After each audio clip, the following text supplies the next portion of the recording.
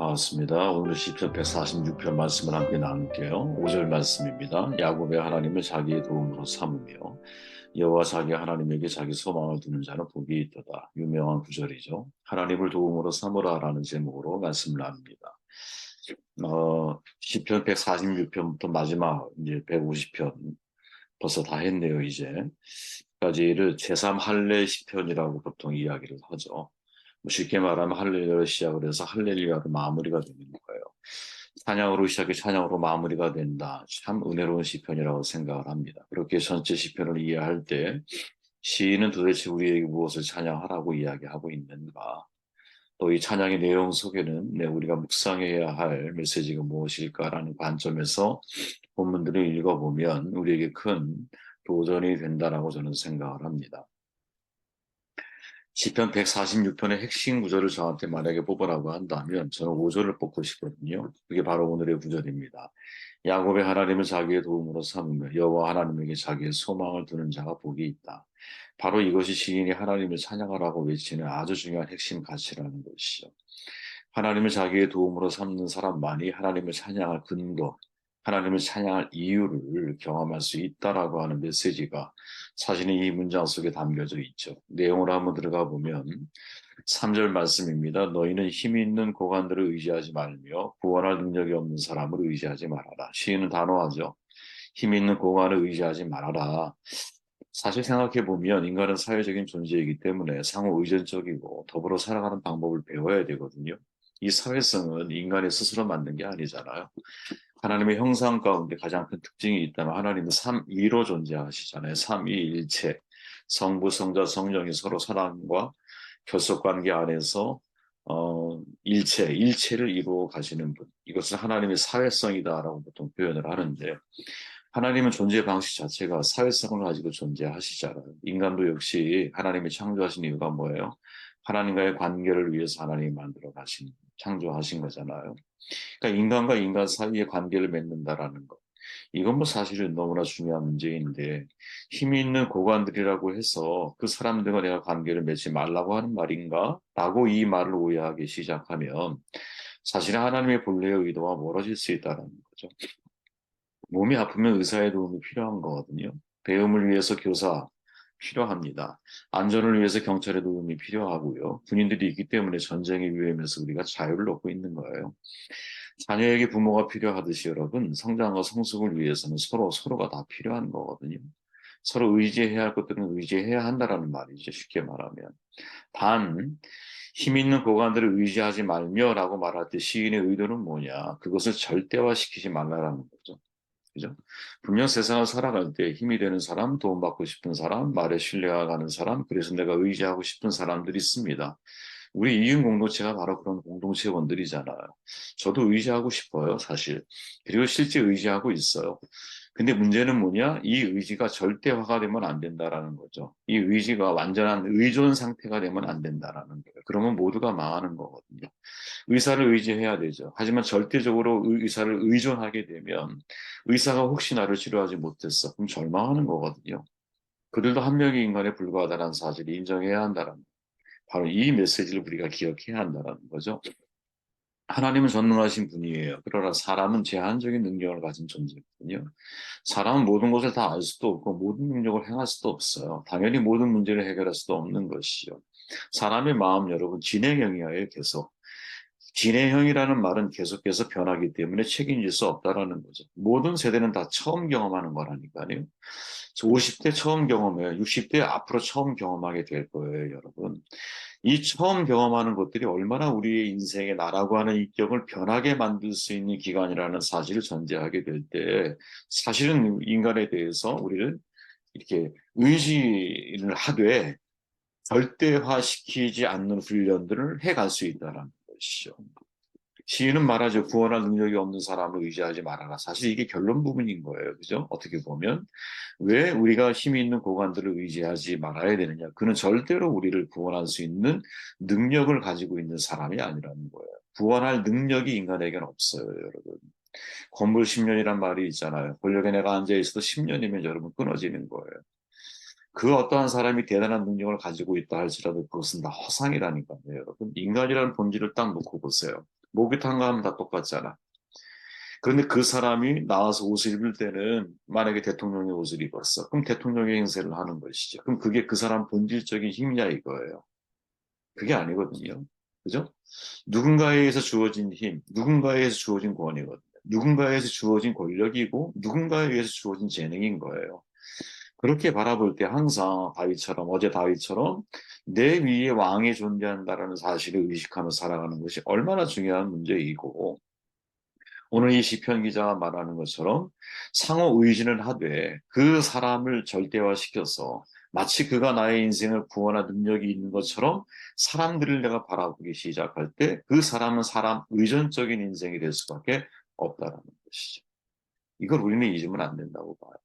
저는 여러분 세상을 살아갈 때 정말 지혜로운 사람은 사람을 의지할 수 있지만 절대로 사람은 나를 구원할 수 있는 능력이 없는 그도 구원받아야 할 대상이라는 사실을 이해하며 사람들을 내가 대하기 시작할 때 여러분 내가 권력자 앞에서 당당할 수 있는 것이고요. 또 힘없는 자 앞에서 내가 그 사람에게 힘을 행사하려고 할 필요가 전혀 없고 그래서도 물론 안 되지만 강한 자 앞에서 내가 정말 뭐랄까요? 강해질 수 있고 오히려 연약한 자 앞에서 내가 부드럽고 온유한 마음을 가지고 사람들을 대할 수 있는 그러한 사람이 되는 것이 아닐까. 제가 늘 기억하는 거 저에게 늘 암시하는 게 있어요. 그게 뭐냐? 야, 정상적이라면 늘 부모가 자녀보다 먼저 떠난다라는 거. 그죠? 그러면 부모가 살아있는 동안 자녀에게 해줄 수 있는 최고의 선물이 뭘까? 나는 너와 영원히 동행하지 못하지만 영원하신 하나님은 너와 동행하실 수 있잖아. 그러니까 순간적으로 어떤 일정한 시기에만큼은 자녀가 부모를 의존하고 의지할 수 있어. 하지만 부모가 없을 때를 생각하면서 자녀를 하나님 앞에 내어드려야 된다는 거죠. 그가 하나님과 동행하는 법을 스스로 터득할 수 있도록 하나님의 뜻을 발견할 수 있도록 하나님 마음에 합한 인생을 살아갈 수 있도록 어떻게 하면 하나님께 기쁘게 인생을 살아가게 할 수 있을까? 이거를 부모가 함께 있는 동안 자녀가 고민할 수 있도록 도와줘야 되는 것이고 가능한 한 내가 하고 싶은 일이 아니라 네가 하고 싶은 일 해봐봐. 결국은 헤벨, 홈으로 끝날 수밖에 없어. 하나님이 내게 하라고 주신 일을 하는 게 가장 행복한 일이야. 많은 사람을 만나려고 하지 마. 하나님이 너에게 주신 사람을 소중하게 여기고 그와 하나님 안에서 하나님의 선교를 위해 네가 헌신적으로 인생을 살아가는 훨씬 더 시간을 캐내는 그런 삶의 방식이야 라고 하는 것을 어렸을 때부터 아이들에게 부모가 전달해 줄 수 있다면 그래서 그들이 이제 한계 있는 부모와의 삶뿐 아니라 부모가 없을 때를 대비해서 영원히 그들과 함께 동행하실 하나님과 관계를 맺고 인생을 살아갈 수 있다면 이게 최고의 선물 아니겠느냐. 다윗의 마지막 유언 여러분 기억하십니까? 죽을 날이 가까워지자 이렇게 출발하죠. 살아있을 때 이런 얘기가 나오면 사실은 더 좋았을 텐데 어쨌든 이건 유언이니까 죽을 날이 가까워지자 뭐라고 말해요? 내 하나님 여호와의 명령을 지켜 그 길로 행하고 법률과 계명과 율례와 증거를 모세의 율법에 기록된 대로 다 지켜라. 그럼 네가 무엇을 하든 어디로 가든 모든 일이 형통할 거야. 쉽게 말하면 뭐예요? 다윗은 지금 솔로몬을 하나님 앞에 세우고 있는 거죠. 하나님 앞에. 그죠? 나는 죽지만 인간이니까. 너는 하나님 앞에 인생을 살아가는 사람이 되어야 돼. 이게 부모가 자녀에게 줄 수 있는 최고의 선물이 아니겠느냐. 5절 말씀 듣습니다. 야곱의 하나님을 자기의 도움으로 삼으며 여호와 자기 하나님에게 자기 소망을 두는 자는 복이 있도다. 참 은혜로운 말이죠. 구절 자체가 은혜롭죠. 시인은 야곱의 하나님을 자기의 도움으로 삼아라 이렇게 말하는 거죠.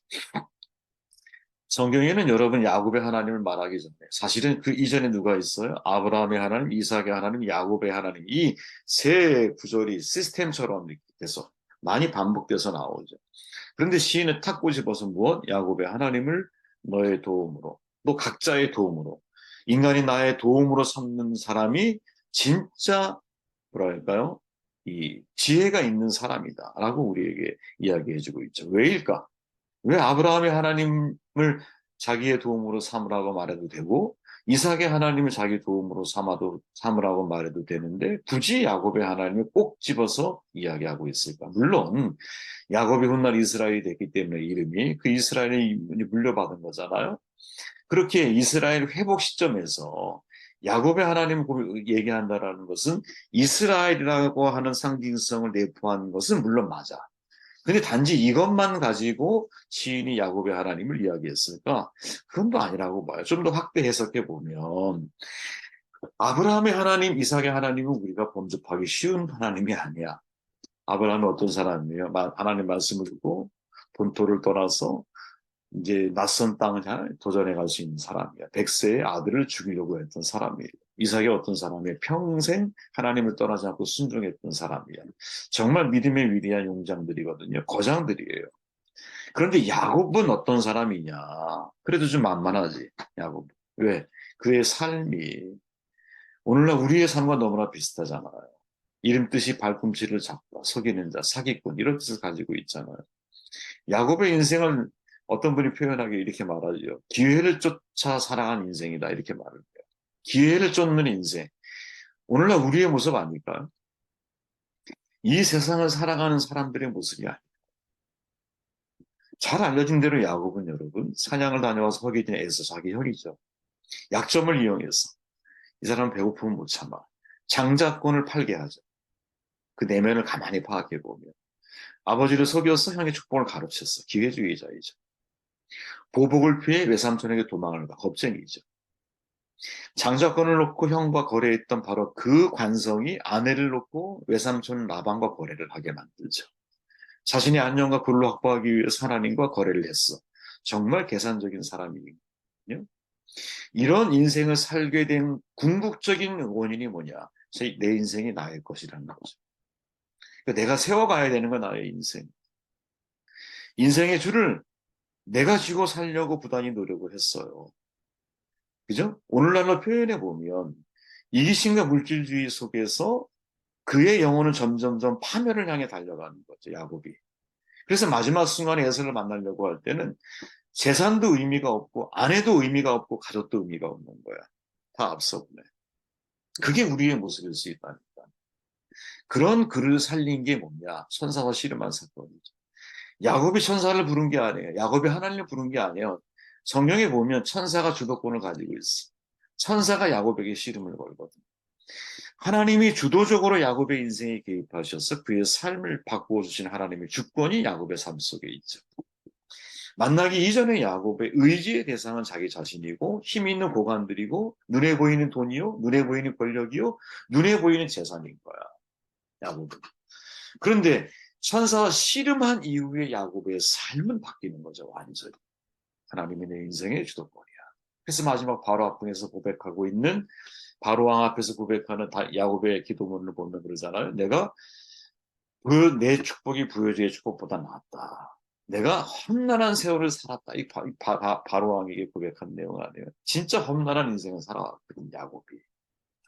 포로기를 거쳐온 이스라엘 사람들이 포로기 이후에 하나님을 찬양하는 과정 속에서 왜 우리가 70년이라고 하는 나라를 잃어버린 세월을 보내야만 했을까? 왜 이런 험난한 인생을 내가 살아야 했을까? 할 때 제일 먼저 떠오르는 사람이 누구냐? 야곱처럼 실패의 길을 걸었던 바로 그 인생이 떠오르는 거죠. 그죠? 떠오르는 거예요. 저는 여러분 십계명 제1계명 너는 나 외에 다른 신들을 내게 두지 말아라. 이때 나 외에 이거 비퍼미라고 번역을 하죠. 내 앞에서 이런 뜻이에요. 내 앞에서. 물론 이 의미는 여러분 그 시대 이스라엘 사회의 다른 신들을 섬기지 말라라고 하는 것은 주변 거의 모든 나라가 다신교죠. 다신론을 다신 다른 그렇기 때문에 다른 종교의 신이나 알라 부처 어떤 초월적인 존재를 섬기지 말라는 뜻으로 우리는 이해할 수 있어요. 그죠? 그런데 사실은 이 의미는 이보다 더 사실은 확장돼서 해석을 해야 되는 거죠. 다른 종교를 믿지 말라는 말씀에 국한된 것이 아니라 사실은 우리의 마음 중심 속에 무엇이 있느냐. 그 중심에 하나님이 있기를 원한다. 이게 가장 핵심적인 말씀. 나 외에 다른 신을 내게 두지 말라고 하는 것은 내 중심에 하나님 외에 다른 것이 있으면 안 돼요. 하나님이 중심이 되어야 돼요. 다른 말로 말하면 내가 무엇을 의지하고 있느냐에 따라서 우상이 확인되어지는 것이. 무엇을 의지하고 있느냐. 이게 내가 우상이 무엇인지를 확인하는 거거든요.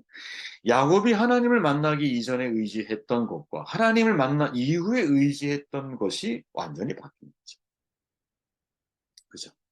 하나님을 만난 이후에는 다리도 이 고관절이 부러지잖아. 이 두꺼운 정강이뼈가. 그 이후에 불구의 인생을 살잖아요. 그죠? 누구의 도움이 필요한 사람으로 변해버리죠. 그 상처를 바라볼 때마다 누구를? 하나님을 떠올릴 수밖에 없는. 그의 인생이건 누구? 지금 이스라엘 이 시를 고백하고 있는 사람들의 인생인 거죠. 루터가 말하잖아요. 신에 대해서 이렇게 정의를 하죠. 당신의 마음이 매달려 있고 당신의 모든 것을 지탱하는 대상, 그것이 바로 당신의 신입니다. 루터가 제1계명을 설명하면서 여러분 가장 먼저 언급한 것이 뭐냐? 타종교의 신이나 우상들이 아니었어요. 대결의 문답에 보면 그런 사람들도 일종의 신을 섬기고 있습니다. 그 신의 이름은 만문입니다. 만문은 돈과 재물의 신입니다. 만문을 섬기는 이들은 모든 마음을 돈과 재물에 두고 있는 사람들입니다. 이것이야말로 이 땅의 가장 흔한 우상입니다. 진짜 놀라운 이야기죠. 중세시대의 루터인데 그 시대에 이런 이야기들을 할 수 있었다라고 하는 것은 어떻게 보면 그죠? 예수님의 마음을 정확하게 이해하고 알고 있었던 거죠. 예수님이 산상수훈에서 이미 말씀하셨잖아요. 하나님과 만물을 같은 위치에 놓으셨잖아요. 그리고 이스라엘의 시대적인 상황들을 놓고 뭐 항상 가나안이라고 하는 그들이 섬기고 있는 신의 핵심적인 가치는 풍요의 신이었죠. 풍요의 신. 그죠? 농경의 신이었어요. 그죠? 다산의 신이었어요. 모든 것들이 다 사실은 무엇? 재물과 연관되어져 있는 신을 섬기는. 그렇게 우리가 살고 있는 이 시대는 여러분 사실 쉽지가 않은 거예요.